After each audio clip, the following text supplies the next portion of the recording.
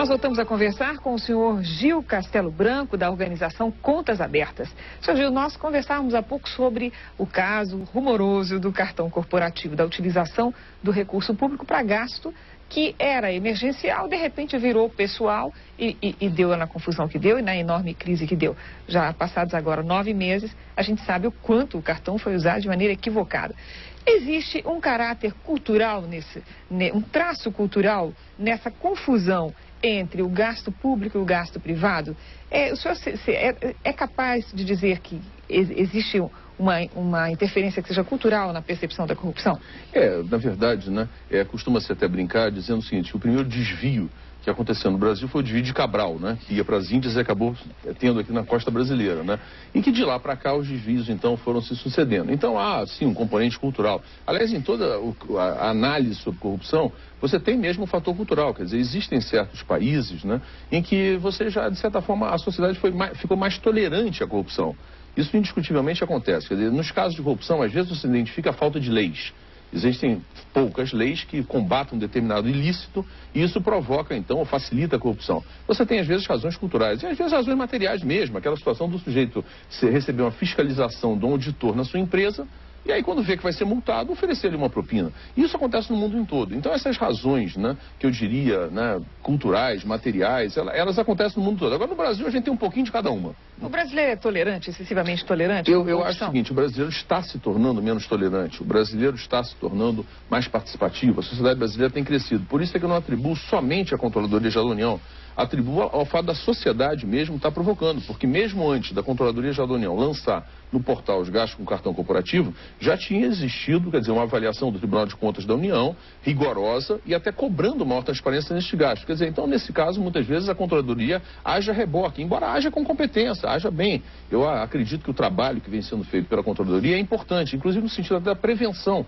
Eles têm um trabalho, por exemplo, super interessante, que envolve até as crianças, né? Um concurso de desenhos, um concurso de frases, quer dizer, já mobilizando a criança nesse sentido de já nascer com um espírito público, quer dizer, com uma noção de Estado diferente do que a sociedade hoje tem. Tem um trabalho bastante relevante que eles desenvolvem junto às prefeituras, né? Sim. No que diz respeito ao controle, aos gastos de recursos federais, vindos de convênios, etc. Isso é inegável que... Sim. Cartilhas, inclusive, de olho no dinheiro público, né? Oficinas que eles têm feito... É ação de fiscalização propriamente. Ação de fiscalização, porque a corrupção se combate realmente nesses dois extremos, na prevenção e na repressão. Pois é. Aliás, eu queria justamente lhe perguntar o seguinte: quais são as práticas públicas que abrem as portas para a corrupção e que precisam ser eliminadas? Olha, no caso brasileiro, em todo diagnóstico que se faz sobre a corrupção, aparecem sempre os mesmos componentes. Você tem aí, por exemplo, vamos tentar nos lembrar de alguns: a imunidade parlamentar, né? Você tem as emendas parlamentares, a forma como são liberadas as emendas parlamentares, numa barganha entre o legislativo e o executivo. Você tem o fórum privilegiado das autoridades. Você tem, quer dizer, a maneira como são designados os ministros para os tribunais superiores.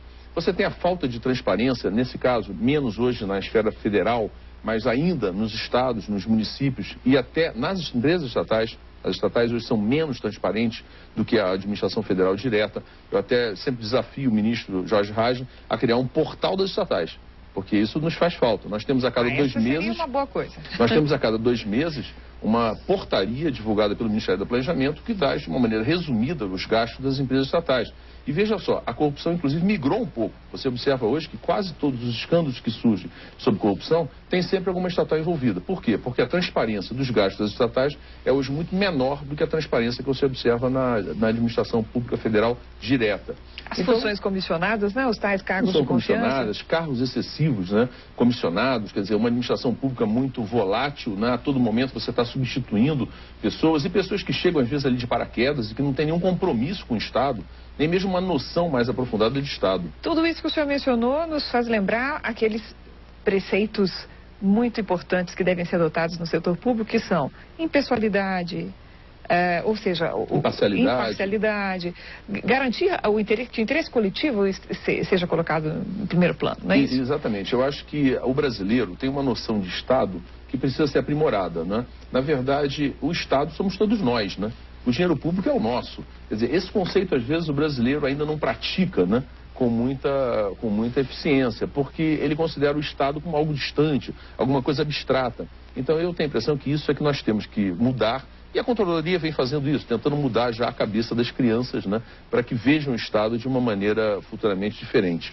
Agora, o fato é que vai pelo ralo muito dinheiro. Dinheiro que faz falta na saúde, na educação, nos setores sociais, nos setores elementares do dia a dia do cidadão. O senhor estima em cerca de 20 bilhões de reais as perdas com corrupção? O 20 bilhões é uma estimativa, a última estimativa, que foi feita inclusive pela Federação das Indústrias do Estado de São Paulo, em dezembro de 2006. Ela fez um estudo que até se baseava um pouco no índice de percepção da corrupção, comparando inclusive economias de Brasil e Chile. O Chile, aliás, é um país relativamente considerado pouco corrupto. Eu tenho assim, umas reservas em relação a essa colocação do Chile no 23º lugar, porque eu acho que também o Chile é um país pouco transparente.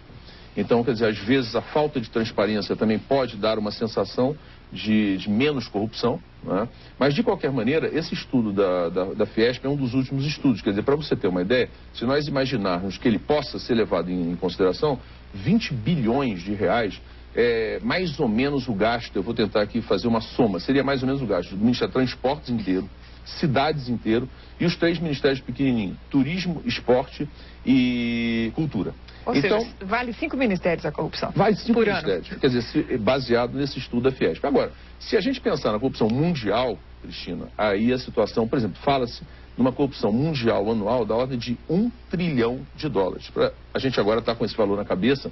Por exemplo, o Tesouro americano pretende socorrer o mercado financeiro com cerca de 750 bilhões de dólares. Quer dizer, a corrupção é mais do que isso.